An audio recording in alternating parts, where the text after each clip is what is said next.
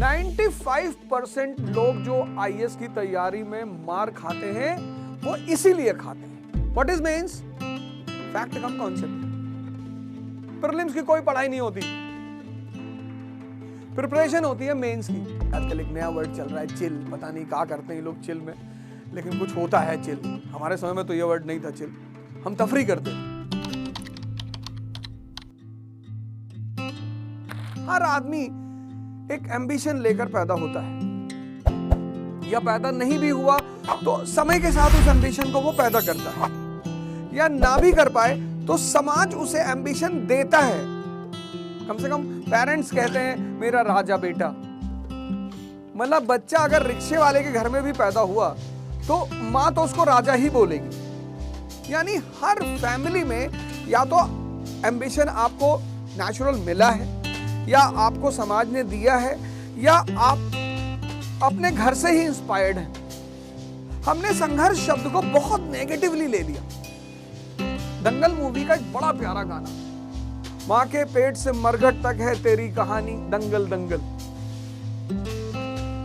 Theme song है वो, theme. मुझे वो थीम सॉन्ग इतना अच्छा लगा कि मां के पेट से मरघट तक। तो संघर्ष जो है वो जीवन का एक अहम हिस्सा है। आपको नहीं करना, आप हिमालय चले जाओ, बचोगे नहीं। इसीलिए जो बड़े घरों के बच्चे होते हैं, बड़ों घर के मतलब एरिस्टोक्रेसी के बच्चे हैं, वो उनके माँ बाप क्या करते हैं, जीवन के एक बहुत बड़े हिस्से में उनको चैलेंज नहीं लेने देते। अरे मेरा बेटा एसी नहीं है, जनरेटर लगा दो, नहीं अकेले बाजार नहीं जाएगा, अंधेरे में नहीं जाएगा। जिसने ना कभी आराम किया, विघ्नों में रख, वो बड़े लोग क्या करते हैं अपने बच्चों से ये छोटे छोटे चैलेंज छीन लेते हैं प्यार में। कभी सुना है कि प्यार नुकसान करता? बहुत करता है। ऐसी नहीं कि दुश्मनी ही नुकसान करती, प्यार भी बहुत नुकसान करता है। हमें अपने बच्चों के जिंदगी से संघर्ष नहीं छीनना चाहिए। जीवन में विघ्न जब आते हैं, सोते से हमें जगाते हैं। क्या करते हैं? मन को मरोड़ते हैं पल पल। डिप्रेशन, फ्रस्ट्रेशन, टेंशन, आप खुद से लड़ रहे हो। आप आईएएस की तैयारी कर रहे हो, उसमें डेली मिनिमम 7 घंटा पढ़ना है, मिनिमम। और दूसरी सबसे खतरनाक बात, मिनिमम 7 घंटा पढ़ना है। ये बड़ी बात नहीं है, 365 दिन पढ़ना। जैसे ग्रेजुएशन में तुम थे, तो ग्रेजुएशन में क्या था, तुम्हारा एग्जाम डेट आ गया। जब तुम्हारी एग्जाम डेट आई तुम्हारे पास, एग्जाम शेड्यूल आया, तुमने देखा अच्छा 5 जनवरी टू 20 जनवरी, तो तुम्हें एक फीलिंग आई कि अबे 15 दिन का कष्ट है भाई। 28 जनवरी को चलेंगे DLF मॉल, मूवी देखेंगे, चिल करेंगे। आजकल एक नया वर्ड चल रहा है चिल, पता नहीं क्या करते हैं लोग चिल में, लेकिन कुछ होता है चिल। हमारे समय में तो ये वर्ड नहीं था चिल, हम तफरी करते थे। हर जनरेशन का अपना एक वर्ड होता है, वो बुरा नहीं होता, अच्छा होता है। आपकी जनरेशन चिल करती है, हम तफरी करते थे। तो आप सोच लेते हो कि यार 15 दिन का कष्ट है भाई, लेकिन यूपीएससी की तैयारी में 15 दिन का कष्ट नहीं है। 7 घंटे 365 दिन, 7 hours 365 days। ये चैलेंज है यूपीएससी का। तुम 15 दिन डिसिप्लिन रह सकते हो दबाव में, 20 दिन रह सकते हो, 1 साल। 95% लोग जो आईएएस की तैयारी में मार खाते हैं वो इसीलिए खाते हैं। किसी भी काम को जब करना हो ना, उस पर होमवर्क करो पहले, पता करो ये क्या है, यूपीएससी क्या है। तुम यूपीएससी देना चाहते हो, क्या है ये, इसका सिलेबस क्या है, ये मुझसे क्या जानना चाहती है, कोचिंग क्यों जाना चाहिए। तुम बिना क्या जाने कूद पड़ते हो। जैसे कुछ लोग स्विमिंग पूल में तैरते हैं सोसाइटियों में, मैं उसको तो तैरना मानता ही नहीं। फिर उनको एक इल्यूजन होता है कि हम तैर लेते हैं, जाके गंगा में कूद गया बनारस में। अब पानी के अंदर तो वाटर करंट होता है, नदी के अंदर अंडर करंट होता है, एक तो करंट, और ऊपर से क्या होता है, नदियां कटान करती हैं, जमीन को काटती हैं, तो छोटी छोटी केव्स होती हैं पानी के अंदर। कभी कभी उसी केव्स में आदमी घुस जाता है, फिर वो हाथ पैर मारता है,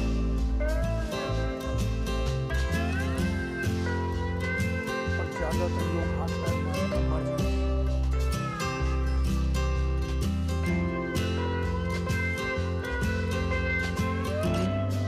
किसी चीज को करना चाहते हो, उसको होमवर्क करो, R&D करो, टाइम दो उसको।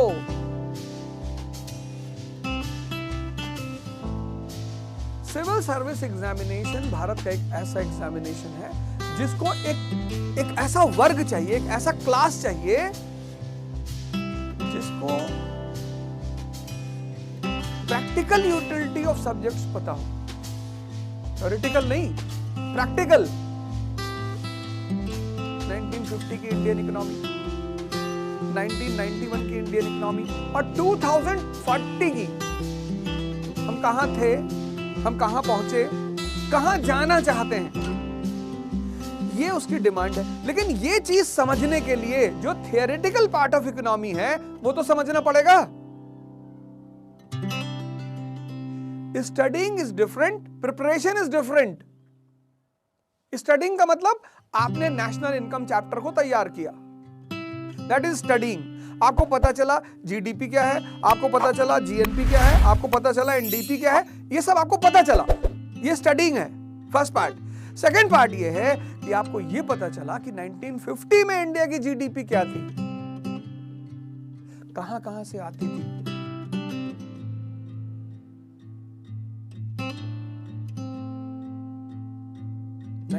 में उसका क्या हाल हुआ,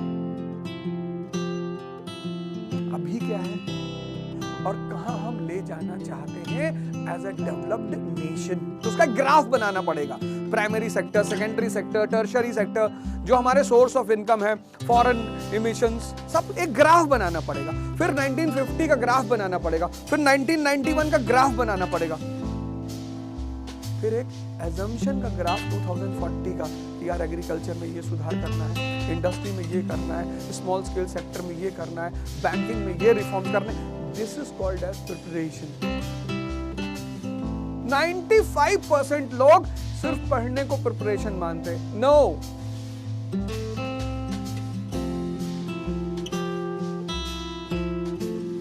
जीवन में विघ्न जब आते हैं, सोते से हमें जगाते हैं।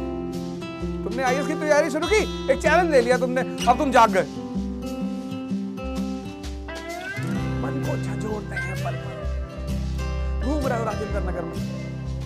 सर न्यूज़पेपर कैसे पढ़ो? तुम दैनिक जागरण न्यूज़पेपर पढ़ के आए हो यूपी से, उसकी फ्रंट पेज की खबर है 5 बच्चों की मां प्रेमी के साथ फरार। अब वो पढ़ के जब तुम आए और तुमने फिर यहां पढ़ा कि Ukraine under crisis, NATO will take strict action. ये क्या है? इसको NATO नहीं पता। आज की दुनिया में क्या न्यूज़ पेपर पढ़ा? तो पिक्चर भी ना हेरा फेरी, तो उसमें परेश रावल को गुंडे गाड़ी में छोड़ के अकेले जा रहे होते हैं, बुलाता है वो, कहता गाड़ी बंद कर दो बाहर से, क्या गुंडा बनेगा रे तू। वो डायलॉग मुझे याद आता कि क्या आईएएस की तैयारी करेगा रे तू। लेकिन कोई बात नहीं, कोई बात नहीं, तुम्हारा बेसिक्स नहीं है ना, बना लो। पहला पॉइंट अपनी डायरी में लिखो कि whosoever wants to prepare for IAS should have basics। क्योंकि ज्यादातर लोग क्या करते हैं, 10th के बाद ह्यूमैनिटीज छोड़ देते हैं, तो आपको पता नहीं what is economy, what is geography, what is polity. This is the first step which you have to follow. Basics, economy का क्या रोल है लाइफ में, ज्योग्राफी का क्या रोल है लाइफ में, हिस्ट्री का क्या रोल है लाइफ में। India is a country of unity in diversity. If Ashok can handle it, if Akbar can handle it, why not the present government of India.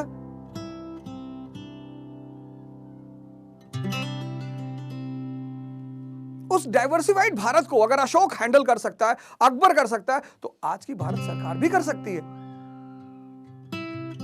इसलिए पढ़ना है। जीवन में विघ्न जब आते हैं, सोते से हमें जगाते हैं। तैयारी शुरू करो तो जाग जाओ। अगर जागोगे नहीं, कोचिंग पहुंच जाओगे, कुछ समझ में आएगा नहीं, और दिमाग खाली रह नहीं सकता। तो लड़के हो तो लड़की पकड़ लोगे, और लड़की हो तो लड़का पकड़ लोगे, पकड़ोगे जरूर। तुमको किसी की आंखों में जन्नत दिखाई पड़ेगी।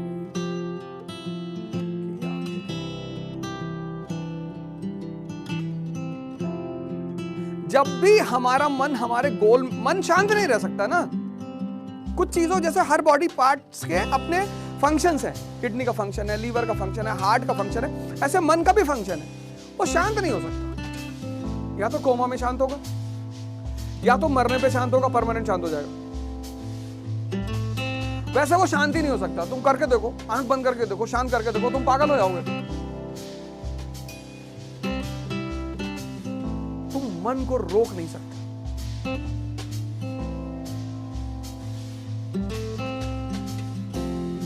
हालांकि तरीका है रोकने का, सांस, पर वो दूसरा मुद्दा, बाद में बात करेंगे। पहला काम करो, चुनौती को एक्सेप्ट करो, क्योंकि चुनौतियां क्या करती है, तुम्हें जगाने के लिए। जीवन में विघ्न जब आते हैं, सोते से हमें जगाते हैं, मन को मरोड़ते हैं पल पल। घूम रहे हो तुम राजेंद्र नगर में, कि नाटो क्या है भैया? 12th की एनसीईआरटी पढ़ लो, contemporary world history, first world war से बताया। तो पहला बेसिक्स तैयार, टाइम दो उसमें 5 से 6 महीने लगते हैं, उसको टाइम दो। IAS is a preparation of 2 years।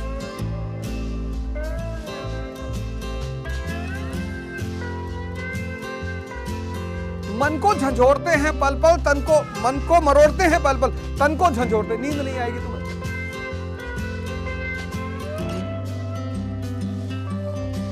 अच्छी बात है। अब तुम अगर ये सब चीजें खुद से नहीं कर पा रहे हो और एक अच्छी गाइडेंस चाहते हो, किसी कोचिंग को पकड़ लो। कोचिंग सारी अच्छी होती है इस दुनिया में, सारे टीचर अच्छे होते हैं, सारी कोचिंग अच्छी होती है। तुम किससे क्या ले सकते हो ये तुम पर डिपेंड करता है।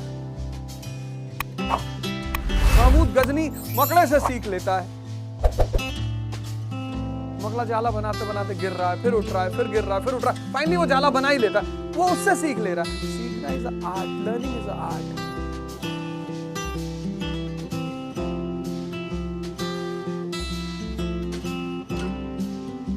सतपथ पर हमें लगाकर ही जाते हैं, हमें जगाकर ही।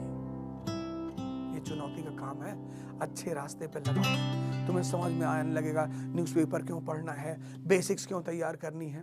फिर सेकंड फेज आता है एडवांस्ड फेज, जहां तुम पॉलिटी को कंटेम्परेरी यूटिलिटी को ध्यान में रख के पढ़ते हो।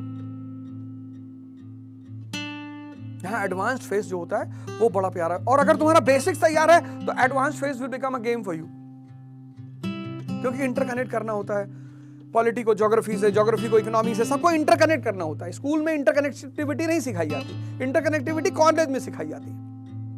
और फिर रिसर्च में क्या होता है, यूनिवर्सिटी में क्या होता है, डिफरेंट एस्पेक्ट्स। जैसे किसी चीज को हम कम्युनिज्म के पर्सपेक्टिव से देख सकते हैं। जैसे गांधी का नॉन कोऑपरेशन मूवमेंट है, हम उसे कम्युनिज्म के पर्सपेक्टिव से देखें कि कम्युनिस्ट हिस्टोरियन क्या बोल रहा है, नेशनलिस्ट हिस्टोरियन क्या बोल रहा है। वो बोलते हैं मास्टर डिग्री बोलते हैं, हर पर्सपेक्टिव से किसी एक चीज को देखना। कहते हैं ना एमए किया हुआ है। कभी तुमने पता किया एमए का मतलब क्या होता है? एमए का मतलब BA MA, bachelor of arts. Bachelor, तुम्हें इंटरकनेक्टिविटी आ गई कि what is the interconnectivity between geography and history. अब अफ्रीका है, पूरा अफ्रीका कॉन्टिनेंट। 1950s अमेरिका ने जम कर पैसा दिया, यूएसएसआर ने जम के पैसा दिया अफ्रीका को। मार्शल प्लान, मोलोटोवा प्लान, यूरोप को भी मिला। यूरोप देखो कितना डेवलप्ड है। अफ्रीका में सिविल वॉर चल रहा है। तो मेन फैक्टर क्या है? ज्योग्राफी। प्लेटो, 98% प्लेटो, वाटरफॉल्स। आई पॉसिबल ही नहीं। आई मतलब इंफ्रास्ट्रक्चर। और जब आई पॉसिबल नहीं है तो दूसरा आई अपने आप नहीं होगा। दूसरा आई मतलब industry. I is equal to I, infrastructure is equal to industry. तो स्कूल का फेस बेसिक्स, बीए का फेस इंटरकनेक्टिविटी, यह एडवांस फेस। एडवांस फेज की तैयारी में दो चीजें होंगी, एक इंटरकनेक्टिविटी, एक perspectives. MA master of arts,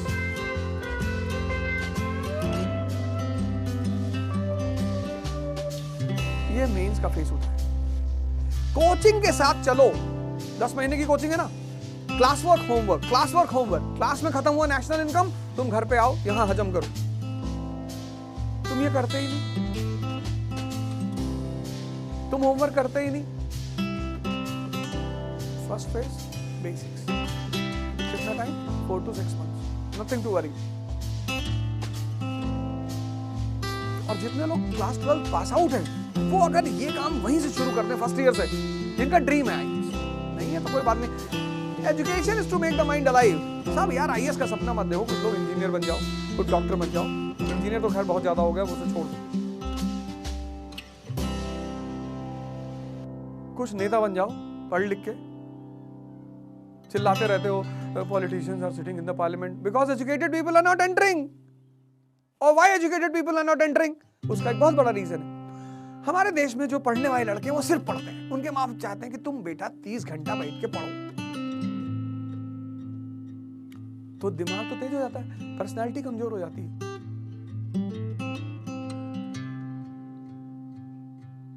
personality, कोई घूर रहा सड़क पे खड़ा होके तो डर रहे हैं, mamma this boy is staring at me, go and pull out the eyes.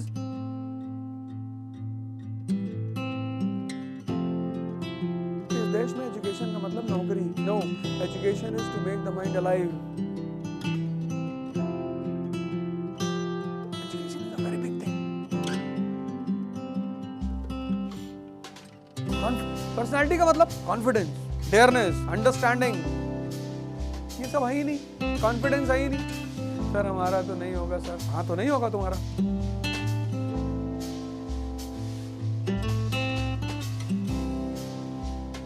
जब तुम ही सोच रहे हो तुम्हारा नहीं होगा तो क्यों होगा?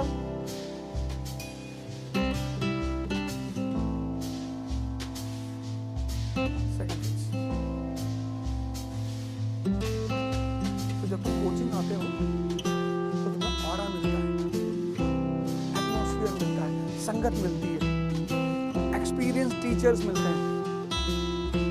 अब तो तुम्हारे पास एक अच्छा ऑप्शन है, ऑनलाइन। जिसकी भी पढ़ाई उसके घर में हो सकती है, वो कृपया करके बाहर ना निकले। घर में हो सकती है तो, ये कंडीशन है, इस पे स्टार लगा हुआ है। 199 में पूरे साल इनकमिंग रहेगी, 4 GB डाटा रहेगा, लेकिन स्टार लगा हुआ कंडीशन है। जिनकी घर में पढ़ाई नहीं हो पा रही है, नहीं पढ़ पा रहे हैं और बाहर आ सकते हैं, वो बाहर।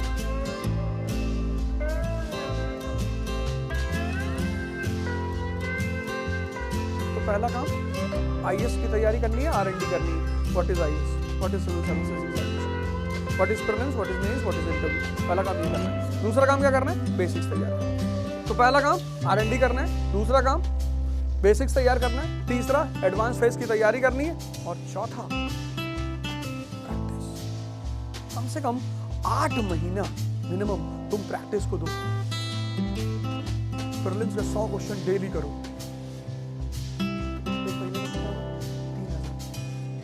10 महीने कितने हो? 30,000, 30,000 क्वेश्चन ऑफ प्रीलिम्स। इसके बाहर से कहां से पूछेगा? पर डे कम से कम 2 क्वेश्चन मेंस के लिखो। 1 महीने में कितना? 60, 60। 10 महीने में कितना? 600। जब तुम 50वां क्वेश्चन क्रॉस करोगे ना, तुम्हारी टाइमिंग, तुम्हारा एक्सप्रेशन, तुम्हारी वर्ड लिमिट सब तुम्हारे कब्जे में आनी शुरू हो जाएगी। वही जैसे तुम साइकिल चलाना सीखे थे तो पहले दिन लेकर भागे थे कि इसी तरह बैलेंस कर लें। पढ़ाई किसकी होती है पहले फेज में? मेंस की। What is mains? Fact cum concept. Prelims की कोई पढ़ाई नहीं होती, प्रिपरेशन होती है मेंस की। What is prelims? Examination of rejection. 10 lakh लोग फॉर्म भर दिए, अब सबका आंसर थोड़ी चेक कर सकते हैं, तो 9,90,000 लोगों को निकालना है, तो प्रीलिम्स। तो जो मेंस के टॉपिक्स है ना, उनसे क्वेश्चन फॉर्म किए जाते हैं। उनके कॉन्सेप्ट से क्वेश्चन फ्रेम होते हैं, उनके फैक्ट से क्वेश्चन फ्रेम होते हैं। What is means? Concept cum facts with all perspectives, this is means. Non cooperation movement Gandhi ji ने रोक दिया 1922 में। नेशनलिस्ट हिस्टोरियन क्या कहते हैं? Gandhi saved the people of India from being beaten by the police.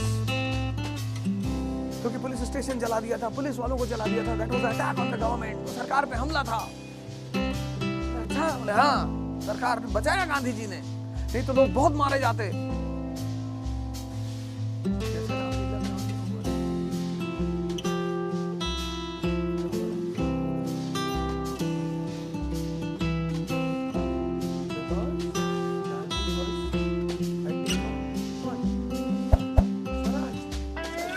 Not against the government.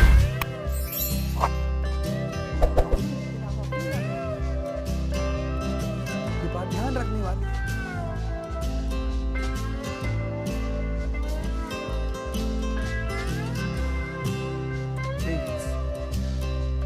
लेकिन जब तुम सुमित सरकार को पढ़ोगे, सुमित सरकार एक दूसरी कहानी पेश कर देते हैं। कहते हैं no, 1917 Russian Revolution, 1920s birth of peasant and worker organizations in India. The Jamindars and capitalists of India were afraid.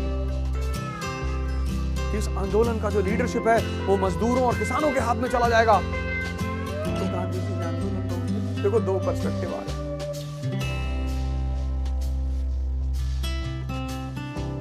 तो प्रिपरेशन कहां से शुरू होगी? मेन से। What is mains? Prelim, concept cum facts. फिर prelims is a practice, 100 question per day, it's a practice. तुम जितना prelims की प्रैक्टिस करते जाओगे उतने तुम्हारे सफल होने की संभावनाएं बढ़ती चली है। प्रैक्टिस के सिवा प्रीलिम्स को चाहिए नहीं। Third is interview, your interview. तुमको कोई सिचुएशन में डाल दिया क्वेश्चन से, तुम बैठे हो, तुमसे पूछ लिया कि यार तुम्हारे 4 दोस्त तुम्हारे साथ बैठे हुए हैं और तुम्हारी बहन आ गई ड्राइंग रूम में, कपड़ा नहीं पहने हुई, नंगे है, फिर क्या करोगे? तुमने कहा सर 1 साल की बच्ची, उठा के जाके कपड़े पहना। यह है इंटरव्यू, इंटरव्यू। तुम्हें किसी सिचुएशन में डालना और फिर तुम्हारा रिएक्शन देखना, फिर तुम्हारा ओपिनियन देखना। एक माइंडसेट होता है अवेकेंड माइंड, जिसको मैंने बार बार कहा। एक होता है अवेकेंड माइंड, वो देखता है, कनेक्ट करता है, वो जानता है कि लड़की को प्रपोज करना है तो भिखमंगे होकर नहीं करना है। अवेकेंड माइंड क्या है? उसको चीजें कनेक्ट होती हैं। अब मैं जाके सुष्मिता सेन जी को प्रपोज कर दूं तो फांसी पे लटका देंगे हमको। तो ये जो अवेकेंड माइंड्स होते हैं ना, अलाइव, ये अपने एटमॉस्फेयर के हिसाब से अपने आप को, जिंदा दिमाग होना चाहिए। माइंडसेट अलग नहीं होता, दिमाग जिंदा होता है या मरा हुआ होता है। तो जो मरा हुआ दिमाग है वो कनेक्ट नहीं कर पाता, वो चीजों को कनेक्ट नहीं कर पाता। कबीर का जिंदा दिमाग है, खजूर का पेड़ देखा तुरंत दोहा बना दिया, बड़ा हुआ तो क्या हुआ, जैसे पेड़ खजूर, पंछी को छाया नहीं, फल लागे दूर। बोले इतना बड़ा होने से तुम्हारे फायदा ही क्या किसी को? जिंदा दिमाग है ना, स्कूल नहीं गया वो दिमाग कभी, लेकिन दिमाग जिंदा है, तो वो देख के कनेक्ट कर देता है। तो this game of life and ambition is a game of alive minds. और एजुकेशन दिमाग को जिंदा करती है। बाबर का एक बड़ा फेमस स्टेटमेंट है, सरायपुर के युद्ध हार गया 1504 में, सेंट्रल एशिया उसके हाथ से निकल गया। उसके दोस्तों ने कहा अब क्या करेंगे? उसने कहा पहले तुम भगवान का शुक्रिया अदा करें। बोला क्यों? हारने के बाद शुक्रिया? हाँ बोले बिल्कुल। बोला क्यों? तो उसने लाइनें कहीं बड़ी, क्या हुआ जो मैदान हार गए, अभी सब कुछ नहीं हारे। क्या हुआ जो मैदान हार गए, अभी सब कुछ नहीं हारे। क्या नहीं हारे? वो अदम्य साहस और इच्छा शक्ति जो सर झुकाने और सजदा करने को तैयार है। What doubt the field be lost? Everything is not lost. The unconquerable will and the courage never to submit anyway. तो अवध ओझा अगर अपने आप को इन सब चीजों को समझकर अपने आप को एक ट्रैक पे ला सकता है तो आप सब ला सकते हो। यही तो इस दुनिया की, इस भारत की सबसे खास बात है, कन्वर्जन, ट्रांसफॉर्मेशन। मुझसे किसी ने पूछा कि आप अपनी कहानी सुनाओ जीरो से हीरो तक। कोई जीरो नहीं होता, और जीरो स्पिरिचुअलिज्म में होता है इनफाइनाइट। जीरो के सामने एक लगा तो 10 हो गया, और एक के सामने जितना जीरो लगाते जाओगे उतने महान बनते चले जाओगे। ऐड करना है अपनी पर्सनैलिटी में, ध्यान को ऐड कर लो, योगा को ऐड कर लो, एक्सरसाइज को ऐड कर लो, रीडिंग को ऐड कर लो।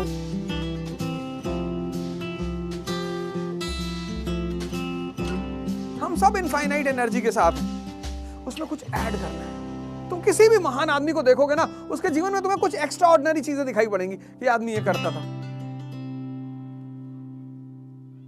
और फिर तुम्हारा भी कन्वर्जन हो जाएगा, और फिर तुम किसी जो स्टॉक्स में खड़े होकर ये सब बातें बता रहे होगे।